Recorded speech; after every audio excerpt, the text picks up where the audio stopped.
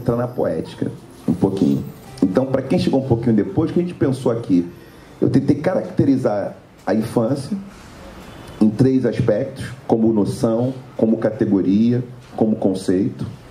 Depois de fazer isso, falei da adultidade e fui para uma narrativa, para uma história importante, onde a narrativa apareceu e vai voltar agora.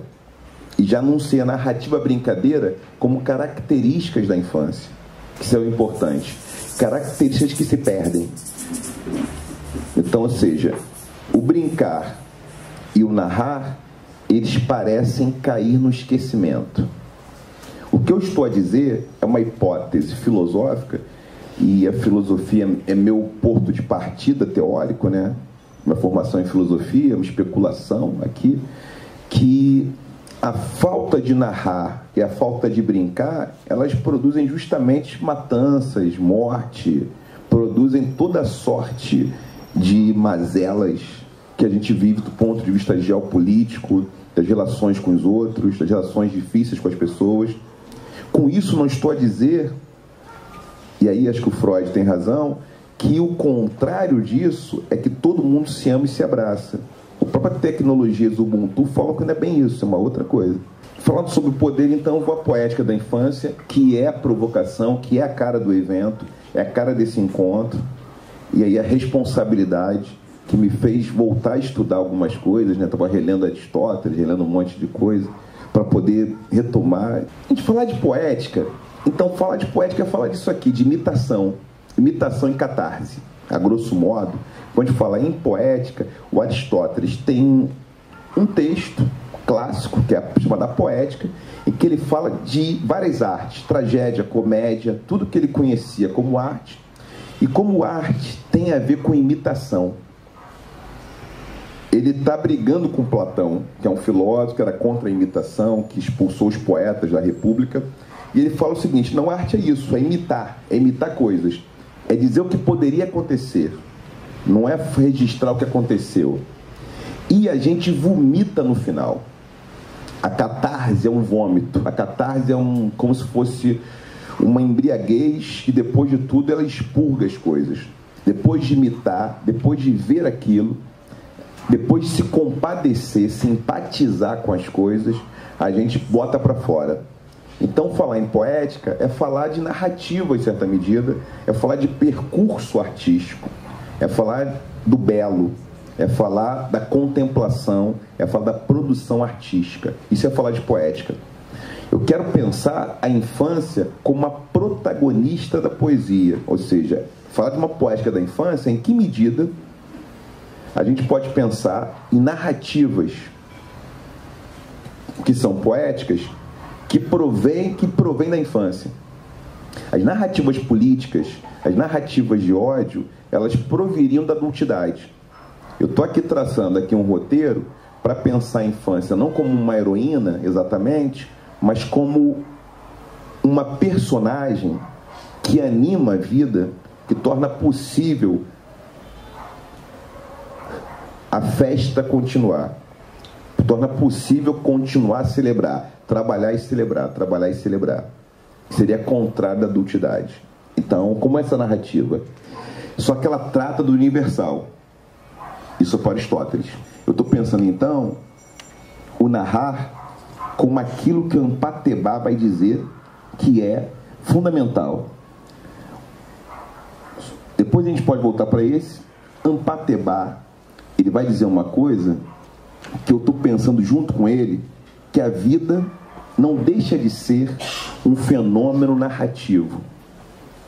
E essa narrativa, ela impõe formas de pensar, formas de agir, formas de sentir. A narrativa é algo muito poderoso. A narrativa está o tempo inteiro. O Ampatebá, ele vai nos dizer em uma narrativa que ela entra por todos os sentidos. Pela audição, pelo olfato, pela visão, pelo paladar, pelo tato.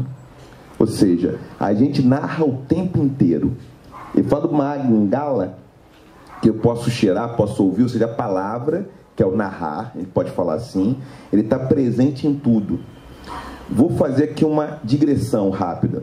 Anos 20, que os Estados Unidos fazia com qualquer país, fosse comprar café do Brasil, qual era, para quem é da geografia, da política, da história, qual era o acordo fundamental dos Estados Unidos, que ele pedia sempre? Eles sempre pediam salas de cinema. Ou seja, se eles fossem vender qualquer coisa para a Índia, para a Inglaterra, eles pediam sala de cinema. Então, todas as negociações com o Brasil dos anos 20 e anos 30, eles pediam salas de cinema. Distribuição, porque narrativa. E aí Hollywood é o que é Hollywood, que é narrativa.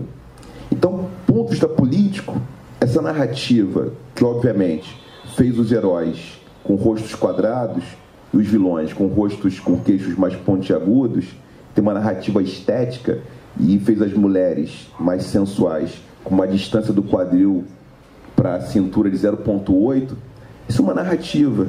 E ela circula para a gente, e ela está aí presente.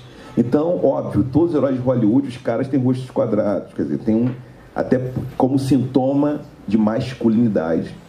As narrativas estão presentes o tempo inteiro nas formas de fazer, nas formas de fumar, nas formas de andar, nas formas de envelhecer. Pode subir um pouquinho e voltar, por favor? Só um pouquinho. A Yoronke Yumi me inspira também porque ela é uma nigeriana que está pensando o quê? Os sentidos de mundo. Então, narrativa é algo fundamental, porque a narrativa é aquilo que nos anima. Fazer política também é contar uma história, é dizer quem são os verdes, quem são os vermelhos, quem são os azuis. E a gente experimenta a vida. Essa hipótese é o axioma filosófico, eu estou partindo. Eu parto de um axioma que eu não sei se eu posso provar completamente, mas que nós encaramos a vida como um fenômeno narrativo. Nós estamos sempre contando uma história. Estamos sempre assistindo uma história. Mesmo quem não gosta de história, ou não acompanha uma série na Netflix, acompanha uma série da vizinha, do vizinho, do amigo, a vida de alguém, personagens famosos ou personagens anônimos. Nós gostamos de história, ou ler romance, mas a gente gosta de contar alguma história, ouvir alguma história. Então, provavelmente alguém aqui já viu uma novela uma vez na vida, não sei, ou já acompanhou uma série do início ao fim, maratonou uma série, maratonou algo, maratonar, não sei, algo. Então é isso, porque a gente gosta de história e politicamente, voltei ao poder, isso é utilizado, ok? Estados Unidos da América, tem 3 grandes centros de produção de cinema no mundo, né? Hollywood, Bollywood e Nollywood, Nigéria, Índia, Estados Unidos, mas os Estados Unidos tem mais distribuição, distribui melhor, por vários fatores que são antigos. Então a Nigéria produz tanto quanto os americanos, estadunidenses, a Índia também produz tanto quanto, faz muito cinema, mas não tem linha de distribuição. E aí o nosso imaginário é tomado por essa narrativa, por esses heróis. A gente já viu isso em algum lugar.